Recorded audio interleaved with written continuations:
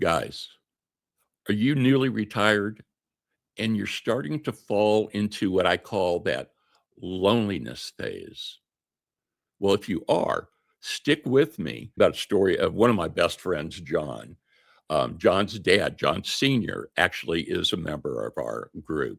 And he became a member of a subscriber based on me working with him specifically about loneliness and some time management. So while researching the loneliness epidemic, a story that's close to my heart came up, and that was about my best friend, John Jr. Now, his dad, John Sr., had worked for what I found out was 47 years. His career was everything. It defined him like mine defined me. So when he finally retired, he thought he was ready, but he really wasn't.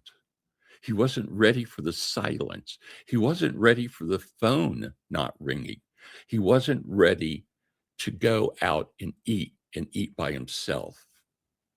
The silence was deafening. Well, guys, he had become a statistic. He'd stumbled into the loneliness epidemic that, as I said, the Surgeon General had warned that loneliness is as deadly as smoking up to 15 cigarettes every day. All right, let's get it started. Number one, hollow freedom. So the first few months of retirement felt like a vacation, but since the shine wore off, and it wasn't long, it was within 7 to 10 work days. Okay. And I'll go into why I say it that way in just a minute. The absence of a work schedule was something he fantasized about. Now it felt like a void. His whole identity had been wrapped up in his job. He wasn't John, the manager, anymore. He was just John, retired guy. And he wasn't sure who that guy was. And turns out neither was his wife. His social circle built almost entirely around work. It's linked to a higher risk of heart disease, stroke, anxiety, depression, and guys, even dementia. So John Sr., he pulled himself back with a little bit of help from me, and the four walls of his home, or as he said, his office, they stopped feeling like they were closing in. It was a vicious cycle. There was absolutely no purpose made him feel so isolated. And that isolation killed any motivation to find a new one. So the turning point was a quiet Tuesday. John had set up a lunch meeting with his dad and myself. And then we kind of found a place in the corner and we just had an open dialogue, and it was wonderful. Okay. And I will make myself available to you to visit in the same retrospect. Okay. John, he woke up and he felt like nothing. He didn't have any meetings. He didn't have any emails except spam. And the problem to solve was nothing.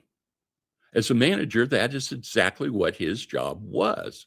So he caught his reflection in the mirror and he didn't realize just how tired and aimless the man started to look. In that moment, he knew something had to change. And that's what we worked on. That retirement new beginning was time management. Number one secret, time management. Number two, the first step, build an anchor. All right, John knew he couldn't go from 0 to 100 right off the bat. His first goal wasn't to change his life, it was just to change his morning. So he decided in one non negotiable anchor, so to say, for his day, a 30-minute morning walk. Now, this was going to be every day, the exact same time, and it would give him something to look forward to. It was his first appointment on his new self-made schedule. And it was awesome. What a great step. The simple act was more powerful than he ever imagined. It brought it to a predictable rhythm back into his life. and into his mind. And this is what he was craving. That walk became a promise that he had to keep to himself. Yes, it was small win, but before the day even started, it was a win. It gave him a sense of control. Now, from that one anchor, he started to piece together a real routine, a proper breakfast he would have either with his spouse, who honestly, Julie, I don't know her very well. He would also set up times for reading, for doing chores or honeydew lists that Julie had for him. Now, these were just tasks to kill the time. They weren't what people would call building blocks for a new life. Okay. It was a way that he could reduce stress and anxiety by giving him something to do. Awesome. Number 3, from an anchor to a sail. All right. With the routine in place, let's just say walking for you, as it was for John Sr., the constant anxiety started to fade. Now, he finally had that mental space to think about purpose. And this is purpose of the rest of his life. What did those golden years actually look like? Right? So sometimes it's about finding a little purpose, a portfolio of, say, meaningful things. He asked himself, what did he actually like about his career? It was mentoring as a manager. It was problem solving as a manager. So how could he get those feelings back and not have the 9 to 5? This was a direction he really wanted to focus on. It was not my first recommendation to him. His first experiment was volunteering for a local charity. Awesome. I was really taken back by this. It was helping them with their books a few hours a week. It was a perfect fit, guys. Perfect fit. As a manager, paperwork was one of those horrible things he had to do. But he used his professional skills in a low stress way. Now, suddenly he had colleagues again, and this was contributing to something that truly mattered, relationships once again. Now, that act of serving others is a proven way to feel less lonely and to build a sense of community, right? Next, he got curious. That's what I say about my channel. Okay. He always wanted to try woodworking. This was one of my recommendations. I had seen some pieces that he had made from John, or made for John as John was growing up. I actually have one of his pieces literally right here. Okay. I don't know if you can see that. You know, it's real basic, and my cell phone just sits right there. And that way I can look and I can just see my cell phone who's calling and who's doing what. I was really impressed with that. I obviously I still have it on my desk. I use it all the time. What happened was he walked into the workshop and started to putter around. He didn't have a purpose, right? He didn't say, gee, I'm going to make another cell phone stand. You know, maybe I'll do those and put them on TikTok's store, or put them on eBay, or put them on Shopify, or one of the others. He was back to being a total beginner, surrounded by others for the fun of it all.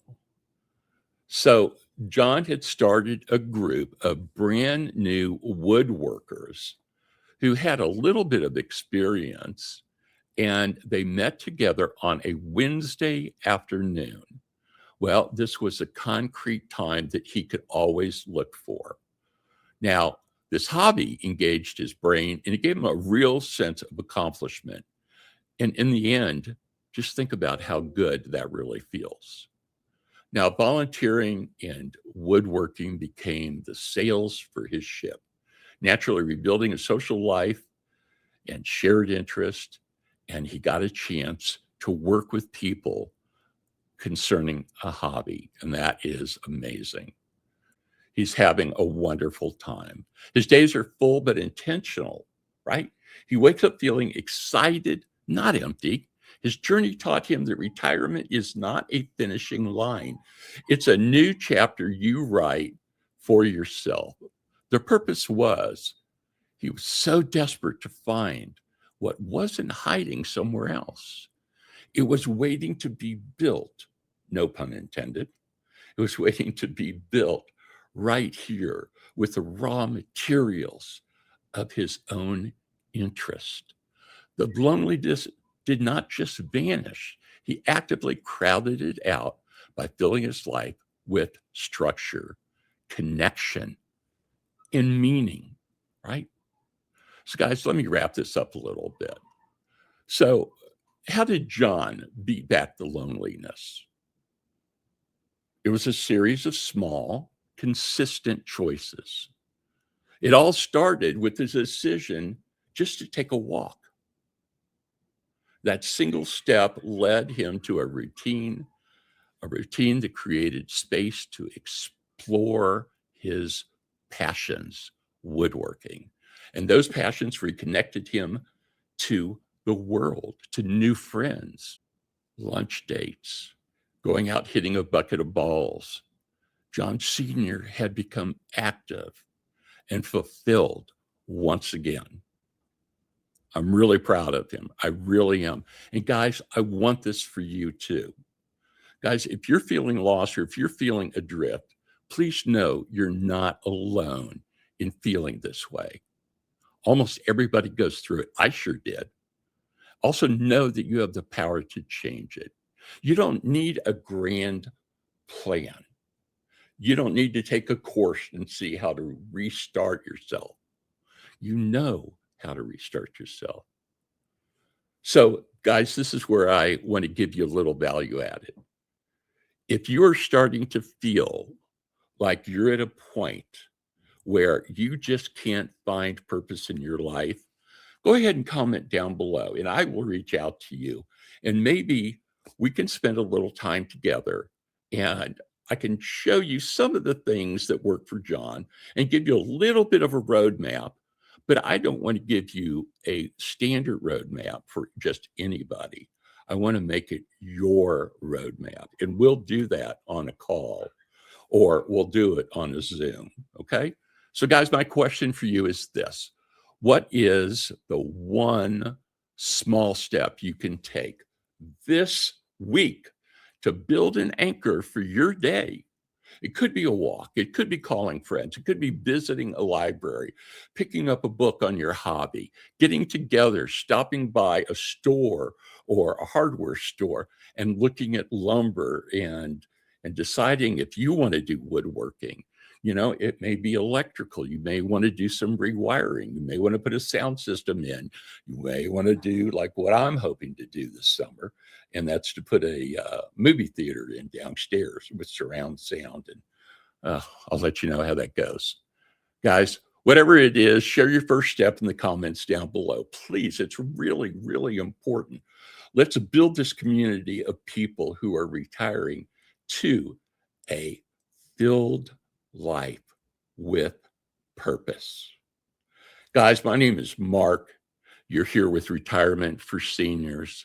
Please do me a favor, comment below. Let me know what's working for you. Let me know what's not working for you.